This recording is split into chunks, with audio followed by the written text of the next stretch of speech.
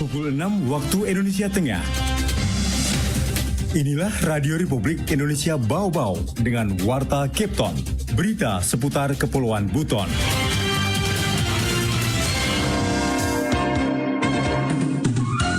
Alhamdulillah, mudah-mudahan dengan UHC non-cut-off ini layanan pemerintah, utamanya di sektor kesehatan, dapat lebih cepat.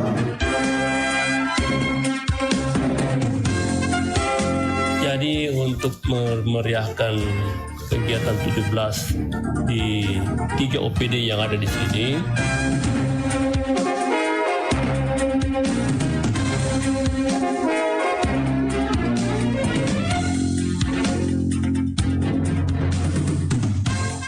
Selamat pagi dari kawasan Puncak Bukit Wolio Indah. Inilah Warta Kepton. Kami sampaikan pokok-pokok berita. Pemerintah Kota Bau-Bau resmi menandatangani perjanjian kerjasama UHC non-cut-off dengan BPJS Kesehatan. 3 OPD di Kota Bau-Bau bertanding meriahkan HUT Kemerdekaan RI. Inilah Warta Kepton pagi selengkapnya, edisi Selasa 8 Agustus 2023 bersama saya, Laode Muhammad Syahribul.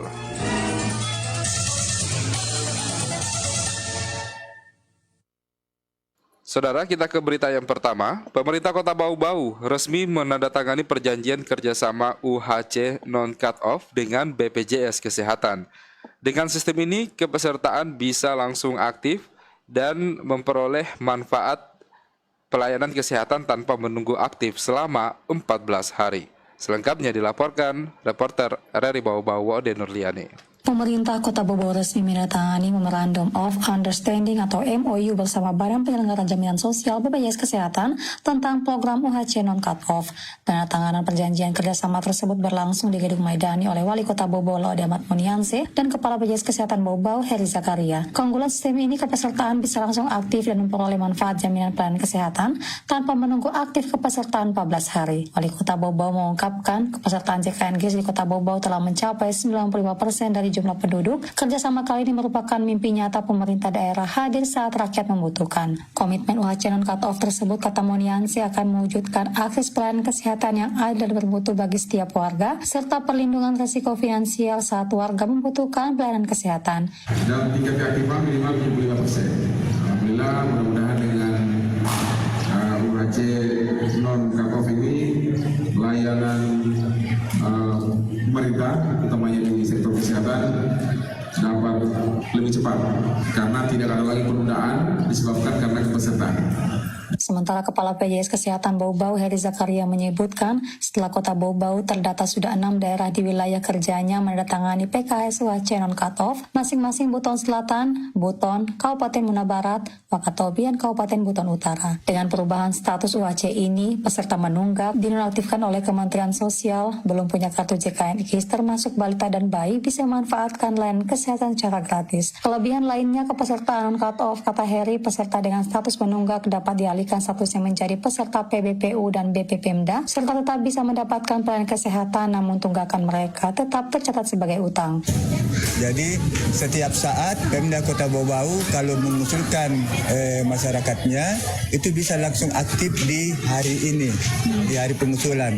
Tidak harus menunggu di bulan depannya. Tercatat hingga 1 Agustus 2023, jumlah penduduk Kota Bau-Bau yang telah terdaftar dalam program JKNKIS sebanyak 100% dengan tingkat keaktifan 87,63% dari 139.686 jiwa dari total penduduk 159.399 jiwa. Sementara sebaran peserta terbesar dari segmen PBPI JK sejumlah 52.095 jiwa dan 37.229 jiwa dari segmen PBPU BPPMDA. Wode Nurliani, reporter Bau-Bau, melaporkan. Kita ke berita lain ya.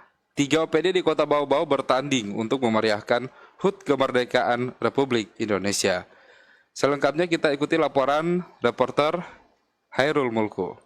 arahan pimpinan, saya kira semua kita harus ada kegiatan olahraga, baik yang di kantor-kantor, di lingkungan, ya itu kita lakukan untuk memeriahkan 17 ini. Memeriahkan hari ulang tahun ke-78 kemerdekaan Republik Indonesia, 3 organisasi perangkat daerah OPD di Kota Bau-Bau menggelar lomba bersama. Lomba dipusatkan di halaman kantor Dinas Pendidikan dan Kebudayaan Kota Bau-Bau. Ketiga dinas yang bertanding masing-masing Dinas Pendidikan dan Kebudayaan, Badan Penanggulangan Bencana Daerah BPBD, dan Badan Pengembangan Sumber Daya Manusia BKPSDM. Kepala Dinas Pendidikan dan Kebudayaan Kota Bau-Bau MZ Tamsir Tamim ditemui di lokasi perlombaan mengatakan ada 3 jenis lomba yang dipertandingkan, masing-masing lomba bola gotong, lomba makan kerupuk, dan lomba goyang balon.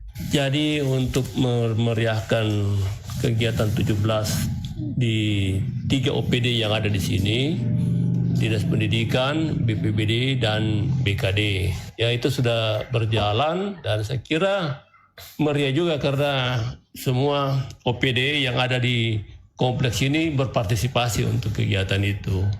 Tamsir Tamim mengatakan digelarnya lomba-lomba khas Agustusan ini sesuai arahan Wali Kota Bau-Bau Laude Ahmad Munianse bahwa semua OPD harus menyelenggarakan lomba-lomba yang meriah. Ini adalah rangkaian 17 sehingga kita harus bersama-sama, dan saya kira di Bau-Bau ini arahan pimpinan, saya kira semua kita harus ada kegiatan olahraga, baik yang di kantor-kantor, di lingkungan, ya itu kita lakukan untuk memeriahkan 17 ini. Di akhir wawancara, Tamsir Tamim mengakui kekalahan timnya atas BPBD. Menurutnya BPBD wajar menjadi juara karena personilnya lebih energik dan lebih bersemangat dikarenakan usianya masih muda-muda. Reporter RRI Bau-Bau, Hairul Mulku melaporkan. Anda sedang mendengarkan Warta Kepton, berita seputar Kepulauan Buton. Kita ke berita lainnya. PDAM Kota Bau-Bau mengusulkan pengadaan jaringan pipa ke Kementerian PUPR sebesar 19 miliar rupiah untuk memaksimalkan pelayanan air bersih kepada masyarakat. Selengkapnya dilaporkan reporter RRI Bau-Bau, Afriansyah. Kalau misalnya terrealisasi itu berarti kan volume air kita itu produksi semakin banyak. Perusahaan daerah air minum PDAM Kota Bau-Bau mengusulkan pengadaan jaringan pipa ke Kementerian Pekerjaan Umum dan Penataan Ruang PUPR sebesar 19 miliar rupiah untuk memaksimalkan pelayanan air bersih kepada masyarakat. PLT Direktur PDAM Bau-Bau Mursidin mengatakan jaringan pipa tersebut untuk membawa air dari sumber mata air Kali Bungi dan Kali Kenari ke instalasi pengolahan air IPA Warruma. Menurut Mursidin, jika usulan tersebut dapat terrealisasi, praktis produksi air PDAM Bau-Bau semakin banyak, sehingga lanjutnya suplai air kepada pelanggan dari zona per zona bisa saling menunjang satu sama lain dan bisa lebih baik dari kondisi saat ini. Kalau misalnya terrealisasi itu berarti kan volume air kita itu produksi semakin banyak.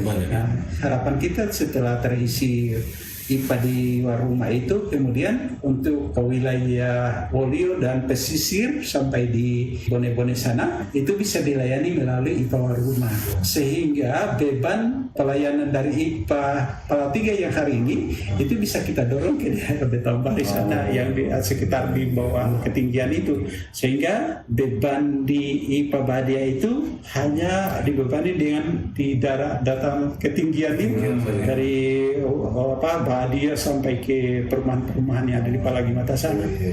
Dikatakan Mursidin, pelayanan air bersih PDAM Bau-Bau saat ini dibagi 3 zona wilayah. Zona 1 yaitu Kecamatan Betuambari, Murhum, dan Batu Poaro dilayani IPA Badia dengan sumber air dari Kali Belanga. Kemudian zona 2 kata Mursidin yaitu Kecamatan Wolio dan sekitarnya dilayani IPA Palatiga dengan sumber air dari Kali Besar dan Kali Lasura. Sedangkan zona 3 yaitu Kecamatan Bungi, Kokalukuna, Lea-Lea, dan Pelabuhan Murhum dilayani bak di Wamembe dan IPA Warruma dengan sumber air dari Karaha dan Wamembe. Reporter RRI Bau-Bau, Afriansa melaporkan. Kita ke berita yang terakhir. BPBD Kota Bau-Bau akan keliling kota untuk menggunakan mobil halo-halo peringatkan masyarakat terkait waspada bencana. Selengkapnya dilaporkan reporter RRI Bau-Bau kembali, Hairul Mulku. Kami sekarang sementara membuat sebuah kendaraan untuk yang bisa menyampaikan informasi kepada masyarakat melalui pembesar suara. Badan Penanggulangan Bencana Daerah BPBD Kota Bau-Bau bakal memasifkan layanan informasi waspada bencana kepada masyarakat dengan mobil pengeras suara atau awam disebut dengan mobil halo-halo. Kepala Pelaksana Badan Penanggulangan Bencana Daerah BPBD Kota Bau-Bau Laode Muslimin Hibali mengatakan cuaca ekstrim sebagai dampak dari El Nino sudah sangat dirasakan masyarakat Kota Bau-Bau. Menurut Muslimin, dampak dari El Nino itu dapat memicu sejumlah bencana di masyarakat, mulai dari kekeringan, angin kencang dan gelombang tinggi, hingga kerawanan kebakaran hutan, lahan, dan pemukiman. Karena urgensinya hal ini, maka BPBD Bau-Bau berinovasi merakit mobil halo-halo agar imbauan waspada bencana dapat diketahui seluruh lapisan masyarakat sejak dini. Kami sekarang sementara membuat sebuah kendaraan untuk yang bisa menyampaikan informasi kepada masyarakat melalui pembesar suara. Saat ini sudah ada, tinggal kami membenahinya. Karena memang saya lihat pemerintah kota belum mempunyai kendaraan itu. Mungkin ada, tapi bagaimana ya? Jadi kami biar mendahului dulu untuk menyampaikan informasi dini tentang bahaya-bahaya kepada masyarakat. Dalam penyusunan materi informasi kebencanaan itu, kata Muslimin, tengah dikoordinasikan bersama Stasiun Meteorologi Betuambari Bau-Bau. Sementara untuk diseminasi informasi tersebut akan melibatkan stakeholder terkait, diantaranya Dinas Komunikasi dan Informatika Kota Bau-Bau dan media massa. Reporter RRI Bau-Bau Herul Mulku melaporkan.